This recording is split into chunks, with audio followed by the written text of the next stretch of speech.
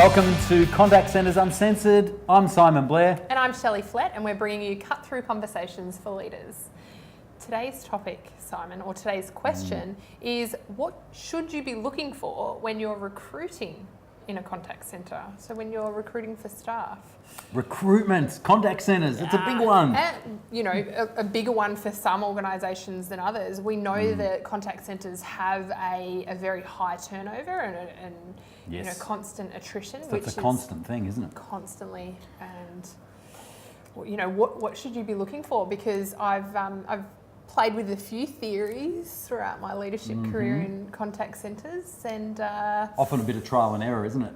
and Have you often- fallen flat on your face with recruitment and like those decisions that you're making? Why didn't I go with my gut? And sometimes the frustration can cause us to be potentially unethical in how we recruit. Why have you potentially been unethical in how you've recruited? Oh, I think I've applied bias to my recruitment process, particularly in my early stages, and happy to share that with you. I'm an open book, so I'm happy to share the lessons that I've learned. I'm cringing. In Come on. recruitment. But I remember in my early days of leading teams where I felt like I was recruiting the wrong people all the time.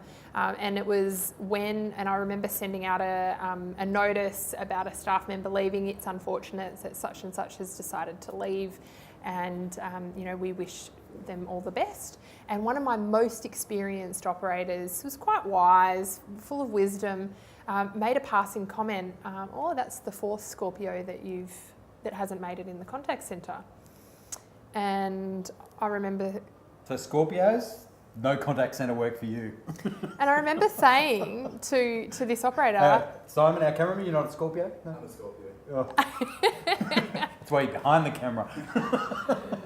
And I Sorry. remember saying to her, hang on, what do you mean by that? And she says, Scorpios they're not cut out for contact centre roles. You shouldn't be hiring them.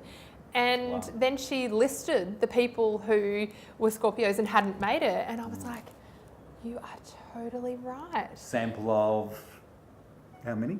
4. Sample of 4? Yeah. Confirms this whole Theory confirmed. theory. But at the time, when you're going through the pain, Done. you're like, I just want to be able to screen properly. Yes. I actually was then screening for star signs. I didn't see that.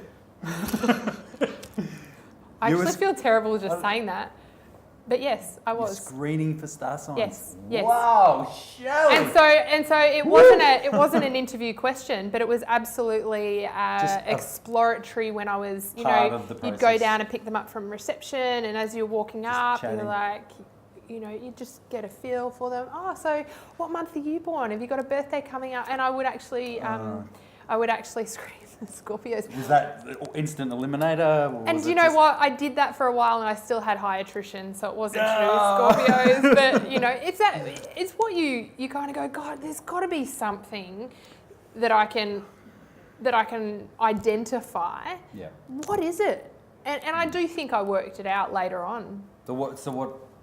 From all of your experiences, like sitting here right now, what's for everyone watching, what's your view on, I suppose, the key things I suppose the foundation sort of skill sets you're looking to recruit for, that maximises the likelihood, because there's no guarantee that that person you've recruited will be have a chance to be successful. Yeah. So I look for will over skill. Yeah. So someone might be highly capable and often have a contact centre background, but that is not a key determining factor. What is someone who has the willingness to adapt and adjust and actually do well by the organisation and in their role. And so what I found is a lot of the people that I was recruiting had hospitality backgrounds and retail backgrounds, so didn't know the systems and weren't necessarily really computer literate, but absolutely had the desire to make a difference and understood how the customer played a role in the success of the business. So that was probably Yeah, it's a the great big point. one. So they understand the context of literally the what is good, what is customer service? What is that holistic view of what that is? From my perspective, Yeah, going through a lot of trial and error. You know, I first was doing recruitment as a frontline team leader, you know, where, you know, in conjunction with, you know, the contact centre manager or, you know, a key person, might have been a trainer or a quality person as well. Do you typically have, you know, 2 people in those interviews? Yep. And you want some different perspectives.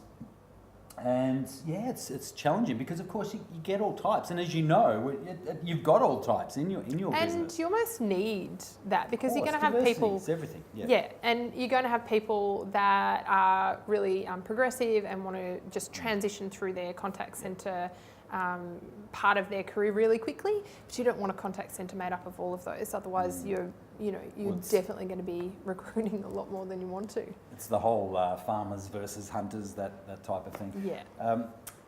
One of the, I suppose, in terms of the core things that, you know, and figuring it out over time and doing a lot of the quality monitoring and coaching sort of services that I provide for my clients, and seeing who actually makes the best sort of, you know, the top of the range, who deliver great customer experience, you know, great sales, great service, great conversation, as opposed to, you know, those that might still be good and effective, but, you know, they're just okay, and sometimes they're good and sometimes they're not so good. Yeah. And some of those critical skills, and it's the things you can't necessarily train.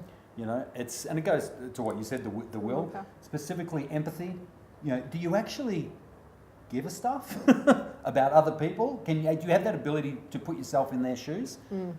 That is massive. And also, do you like to help people? Do you like to help people? So it's a very fundamental thing that when I read that many years ago, it like clicked in me that, you know what, all the successful individuals within a call centre environment, whether it's ones I worked in or my clients, when you look at the common element, common thread throughout, the really successful ones, it's innate. Yeah. They just like to help people.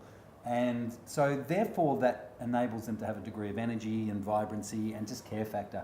And you can train all the rest. Yeah. Now they need to have some foundation, you know, clarity in their speech. You know, in one previous episode we've talked about some of the critical skills for communication. You know, you want a baseline there in terms of the ability to talk effectively. Yes. And do you like talking on the telephone? Absolutely. Might be a little play a role, do you think? Yeah, I definitely think, and you can tell someone that doesn't want to be there. It comes through. They can be saying all the right things, but you get the energy. Absolutely. And this is why I think it's becoming increasingly harder for people who do have a lot of contact centre experience to continue to move into contact centre roles across different organisations, because they can be perceived as that person that doesn't like the contact centre environment but continues to stay there and try to make something of it. And I would say it's probably time to reconsider your options. Well, especially if they've got bad habits. You know, if there's bad habits that are just ingrained and they've been doing it for a long time, that can be a hard thing to shift. And do they still have perspective? Do they have that freshness around their view of the customer? Yeah. So I think whatever role you're playing, whatever recruitment methods you use, I mean that's a whole other thing in terms of talking about you know, some different ways to do it and being creative around that. But ultimately, I think if you keep it very simple, whatever it is, you're trying to filter out and identify those that have those core attributes of empathy. Yes. Do I like to help people? That's what the recruitment process is. Yeah. And if you can find those people through that, and they can be sometimes thin on the ground, you know. And get your balance of star signs. And if you're a Scorpio, sorry, like Simon, our cameraman, no call centre job for you, I'm afraid. I'd love to know if Shelley's going to be your manager. I'd love to know whether there was any research, but you know, you do also see there's a lot of research, you know, personality profiling and what's the most suitable person and aptitude tests and all of those kind of things. And I think you can use those as a little bit of a guide, but you absolutely need to go with gut feel and is this the right person? I think trust your intuition as well. Because what you're responding to, with people talk about gut instinct a lot. What is that reacting to? Well, it is the attitude of the person. It is their desire to help. Do they have a degree of energy? and vibrancy about them, that spark. Yeah, and being able to harness that. Yeah. There's some really great points, and I think, we'll leave it there, but it's absolutely open to conversation. Recruitment is a painful thing for contact centres to be continuously, and it's like that churning wheel. How can you start to identify what the right balance is and accept that you're going to have that turnover and be bringing people through the cycle that are going to do the right thing by your customers.